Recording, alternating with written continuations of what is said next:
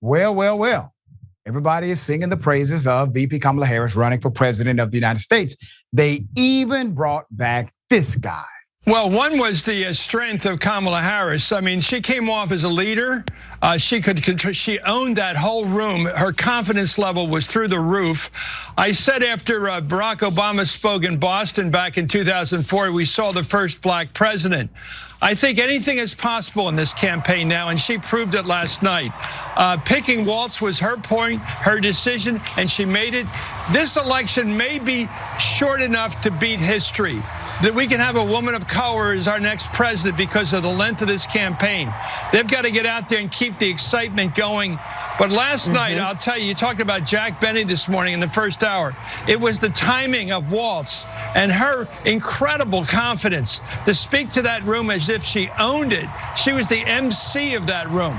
Powerful writing, too. Great writing, like his line, which is, this man, Trump, doesn't know a thing about service. That's enough right there. Yeah. You got enough on Trump right there. He's not here to serve this country, serve you or I. He is not there for us. He's there for him.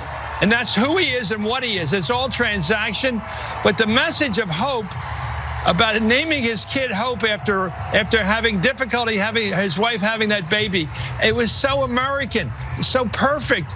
And I think she last night, I will go back to it again. I don't know where it came from and where it's been 4 weeks ago even, but we saw leadership last night.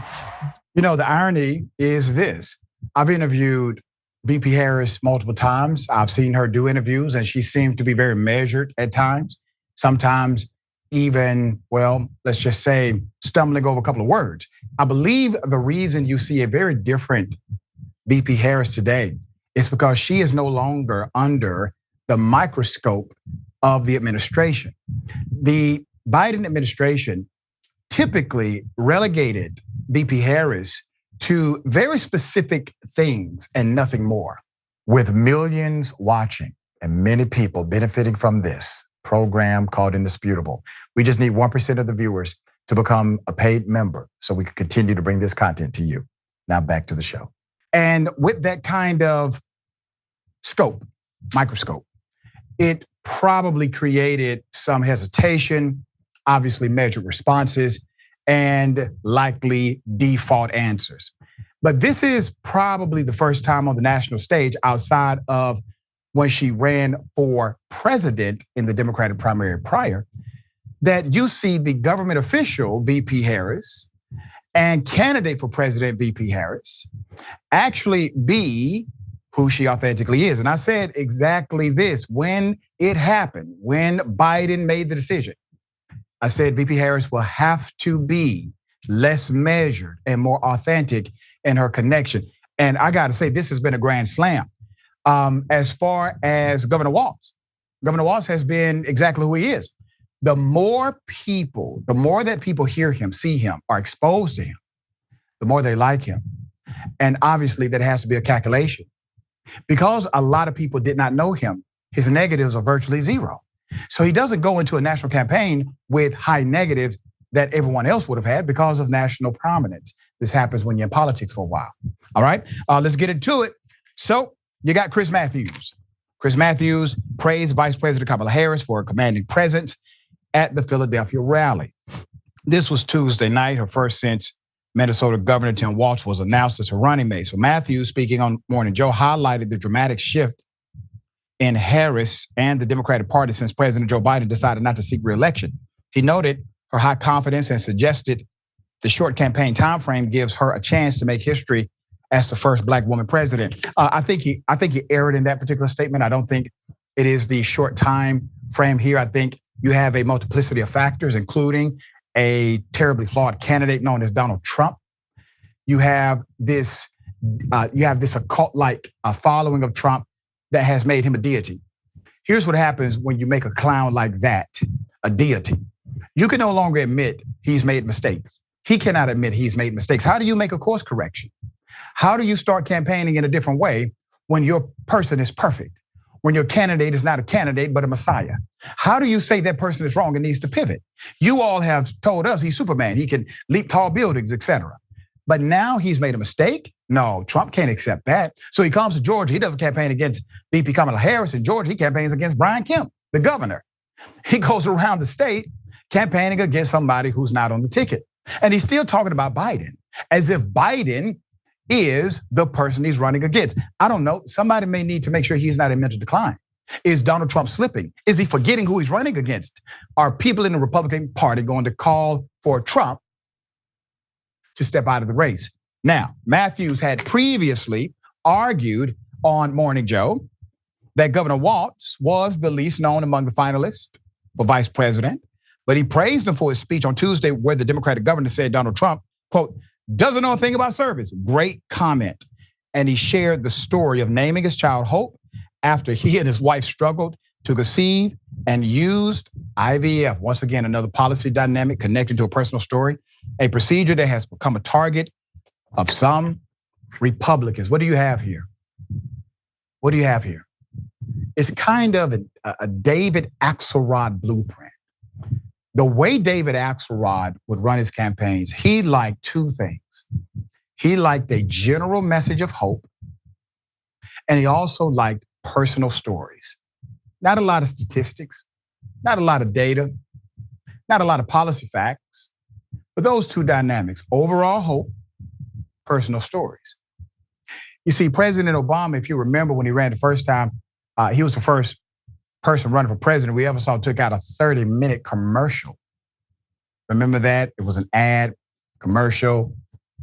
Yeah, but it was effective. Why? Because it told stories around America and how candidate Obama was addressing these rural issues, these urban issues. And you see some of that here. Now, will the campaign have time to pivot and do that kind of commercialization? Probably not, but the field is there. There's more. So Matthews also argued that Harris proved with her Walz rally that she can have appeal to red voters in battleground states like Pennsylvania by saying the vice president channeled more of the right wing, John Wayne, and he meant this in a good way, John Wayne, than left-wing activist Jane Fonda. Quote, I don't know where it came from and where it's been 4 weeks ago even. But we saw leadership last night. Bob Casey, the former governor of Pennsylvania, who won his election by 1 million votes, said Pennsylvania is a John Wayne state, not a Jane Fonda state, he said. She was John Wayne last night. She was a leader, and she was clear that she was the boss, end quote.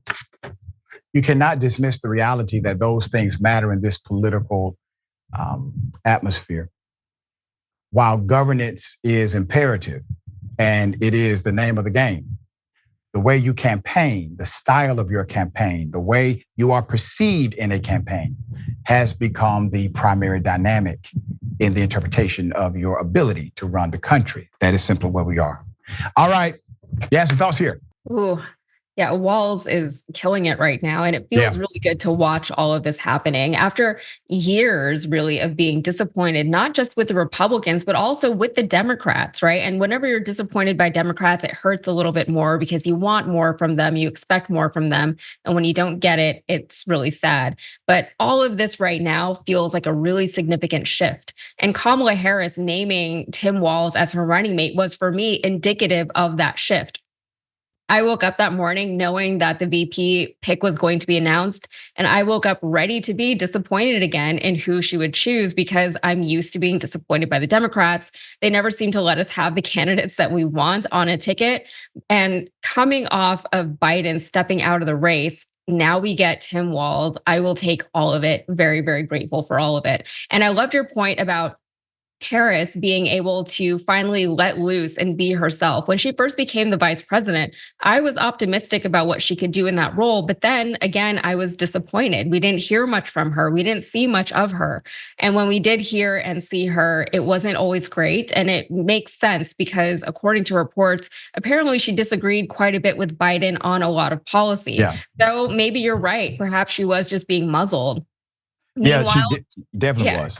Yeah, and like Trump is out here, as you said, also attacking the governor of Georgia while campaigning in Georgia. And Brian Kemp is a fairly popular governor in Georgia, but he was there telling the people of Georgia how mediocre and unimpressive their state is. Kemp is not on any ticket right now. Why is he talking about Brian Kemp? What are the people of Georgia going to do about Brian Kemp right now? It doesn't make any sense. And Trump and his supporters aren't just obsessed with Joe Biden. They're obsessed with Obama. Their latest thing is that Kamala Harris is just an Obama puppet and he's committing war crimes and he is the one operating apparently everything behind the scenes. It's really insane. At this point forward, wow. let's see what they have to offer. Yeah, well, I got to tell you, former President Obama, hella talented man to pull all the strings still. Oh yeah. Now, even without anyone knowing. Yeah. Right. Top secret. And the irony of the whole Brian Kemp, governor of Georgia thing, Governor Kemp won his election. Mm-hmm. Trump did not. Which means if you want to ally with a guy who can bring you a state, that's the guy to ally with because he won, you didn't.